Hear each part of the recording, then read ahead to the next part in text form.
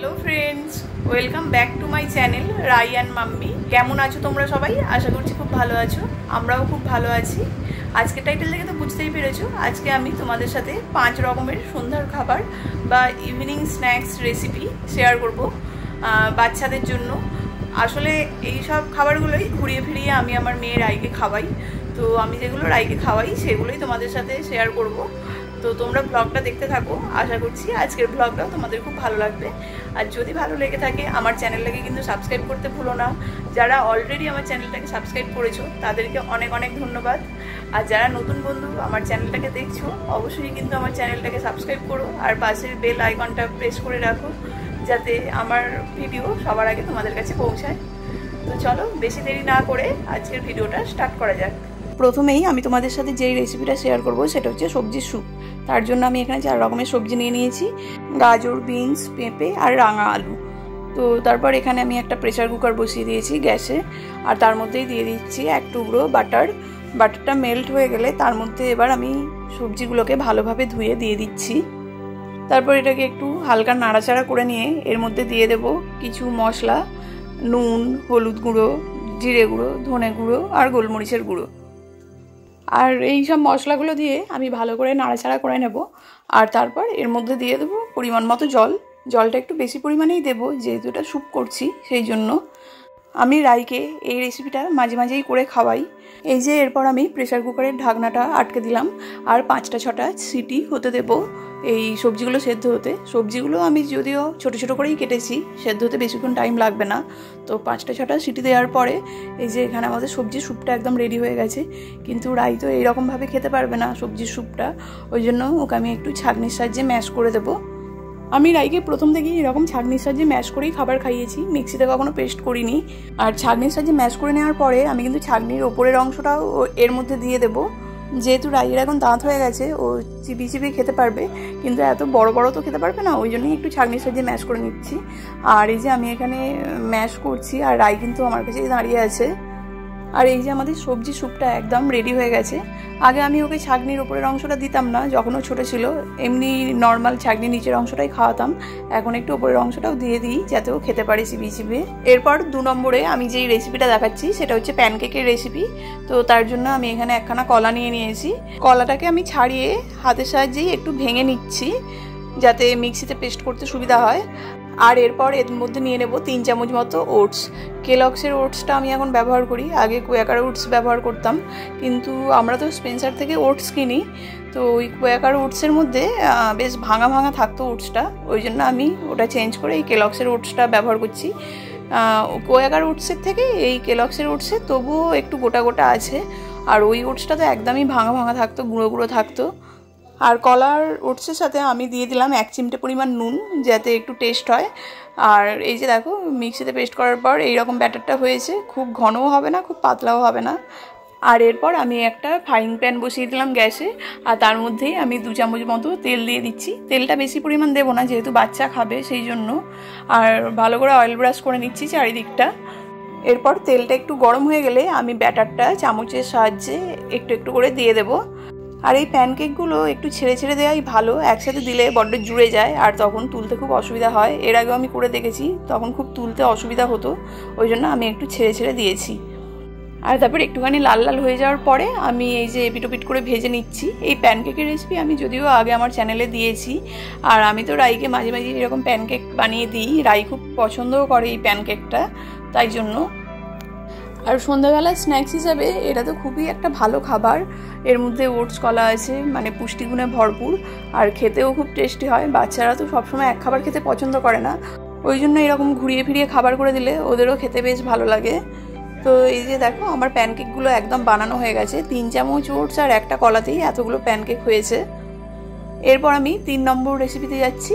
আমি ওকে ডালিয়ার খিচুড়ি বানিয়ে দেবো। সন্ধ্যের দিকে মাঝে মাঝে আমি ওকে ডালিয়ার খিচুড়ি বানিয়ে দিই। তো তার জন্যই আমি এখানে 3 রকমের সবজি নিয়ে নিয়েছি, গাজর, বিনস আর টমেটো, আর তার সাথে মুগের ডাল আর ডালিয়া তো আছেই। তো এই যে আমি প্রেসার কুকারে প্রথমে দিয়ে দিলাম 1 কিউব মতো বাটার। তো বাটারটা একটু মেল্ট হয়ে যাওয়ার পরে আমি মুগের ডালটাকে দিয়ে দিলাম, আর তারপর এটাকে একটু ভাজা ভাজা করে নিয়ে তারপর আমি ডালিয়াটাকেও এর মধ্যে দিয়ে দিলাম।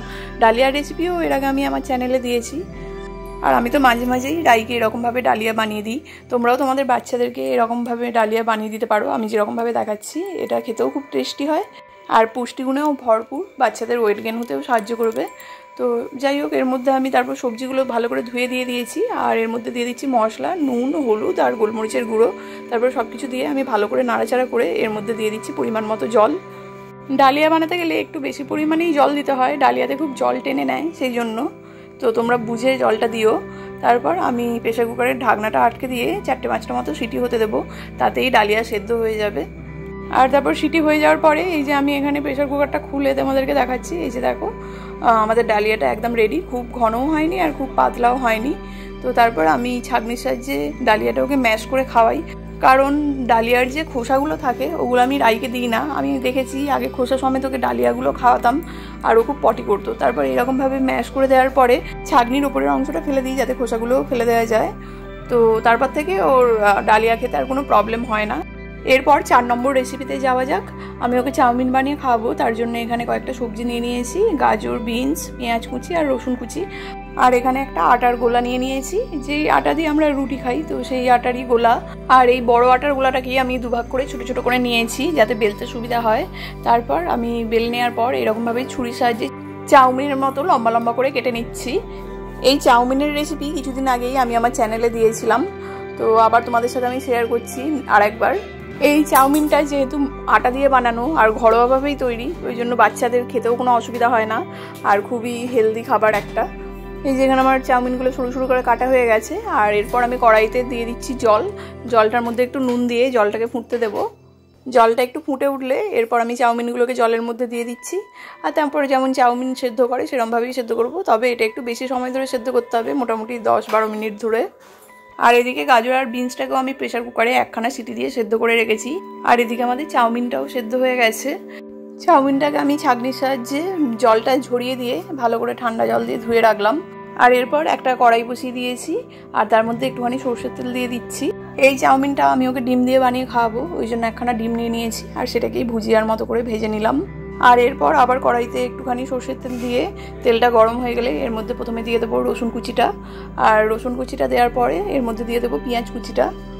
তারপরে এগুলোকে লাল লাল করে ভেজে নেব। আর তারপরে এগুলো যখন একটু লাল লাল হয়ে ভেজে নরম হয়ে যাবে তখন এর মধ্যে আমি দিয়ে দেবো আগে থেকে সেদ্ধ করা গাজর আর বিনসটা। যেহেতু গাজর আর বিনসটা আগে থেকেই সেদ্ধ করা আছে ওই জন্য আর ভাজতে বেশি টাইম লাগবে না। তারপর এর মধ্যে আমি চাউমিনটা দিয়ে দেবো আর দিয়ে সবগুলোকে একসাথে ভালো করে মিশিয়ে নেব। আর তারপর এর মধ্যে দিয়ে দেবো ডিম ভুজিয়াটা। আর এরপর এর মধ্যে দিয়ে দেবো একটুখানি নুন আর গোলমরিচের গুঁড়ো। আর তাহলেই আমাদের চাউমিনটা এবার রেডি হয়ে যাবে। আর এরপর এটা আমি রাইকে সার্ভ করে দেবো। আর এই পুরো রান্নাটাই আমি সরষের তেলে বানিয়েছি, তোমরা চাইলে সাদা তেলও ব্যবহার করতে পারো। আর এই রকম ইভিনিং স্ন্যাক্স এগুলো তো আর বাচ্চাদের রোজ দেওয়ার নয়, মাঝে মাঝে এক আধবার দেওয়া যেতেই পারে ওদের মুখের স্বাদ পরিবর্তনের জন্য। আর বাচ্চারা যে এইসব খেতে খুব পছন্দ করে সেটা তো আর বলার অপেক্ষা রাখে না। এরপর 5 নম্বর রেসিপিতে যাওয়া যাক। আমি 5 নম্বরেও ওকে ওটসের একটা রেসিপি বানিয়ে দেবো, ওটসের খিচুড়ি। তার জন্যই এখানে 3 রকম সবজি নিয়ে নিয়েছি, গাজর, বিনস আর টমেটো, আর সাথে নিয়ে নিয়েছি একটুখানি ওটস। আর আমি আর এটার মধ্যে ডাল দিচ্ছি না। আর এই রেসিপিটা আমি যেদিন বানিয়েছিলাম সেদিন দুপুরেই ওকে আমি ডাল দিয়ে ভাত খাইয়েছিলাম, ওই জন্য আর সন্ধ্যাবেলা ডাল দিলাম না এই ওটসের খিচুড়িটায়। এদিকে প্রেসার কুকারে দিয়ে দিলাম 1 চামচ মতো ঘি। ঘিটা মেল্ট হয়ে যাওয়ার পরে এর মধ্যে আমি ওটসটা দিয়ে দিলাম। আর তারপর সবজিগুলো ধুয়ে ভালোভাবে এর মধ্যে দিয়ে দিলাম। তারপর সব কিছু দিয়ে ভালোভাবে নাড়াচাড়া করে নিয়ে এর মধ্যে দিয়ে দিচ্ছি একটুখানি নুন, হলুদ গুঁড়ো আর গোলমরিচের গুঁড়ো। আর বেশি কিছু মশলা দিলাম না। এর মধ্যে ধনে গুঁড়ো, জিরে গুঁড়োও দেওয়া যেতে পারতো, কিন্তু আমি আর দিলাম না। তারপর ভালো করে নাড়াচাড়া করে এর মধ্যে একটু জল দিয়ে দিলাম। আর ওটসেও একটু বেশি পরিমাণ জল দিতে হয়, ওটসেও খুব জল টেনে নেয়, সেই জন্য। এরপর আমি প্রেসার কুকারের ঢাকনাটা আটকে 5-6টা সিটি হতে দেব। আর ওটস তো খুব নরম, ও তাড়াতাড়ি সেদ্ধ হয়ে যাবে। আর এই যে দেখো এখানে ওটসটা সেদ্ধ হয়ে গেছে। আর আজকে জলের পরিমাণটা একটু বেশি হয়ে গেছে, ওই জন্য একটু পাতলা পাতলা হয়ে গেছে। তবে রাই একটু পাতলা পাতলাই পছন্দ করে, বেশি ঘন পছন্দ করে না। আর এরপর সেম প্রসেসে আমি ছাঁকনির সাহায্যে ম্যাশ করে নিলাম। আর এই যে আমাদের ওটসের খিচুড়ি একদম রেডি হয়ে গেল। আর আজকের ভিডিওটাও আমি এখানে শেষ করছি। আর হ্যাঁ, সন্ধ্যের দিকে আমি কিন্তু ওকে ড্রাই ফ্রুটসটা দিই না, আমি ড্রাই ফ্রুটস ওকে সকালের দিকেই দিই। আর সন্ধ্যের দিকে আমি রাইকে এরকম বানিয়ে খাবার খাওয়াতেই বেশি পছন্দ করি। তো তোমাদের ভিডিওটা কেমন লাগলো জানিও, যদি ভালো লাগে একটা লাইক করে দিতে ভুলো না। ফিরবো আবার একটা নতুন ভিডিওর সাথে। তোমরা সবাই ভালো থেকো, সুস্থ থেকো, ধন্যবাদ।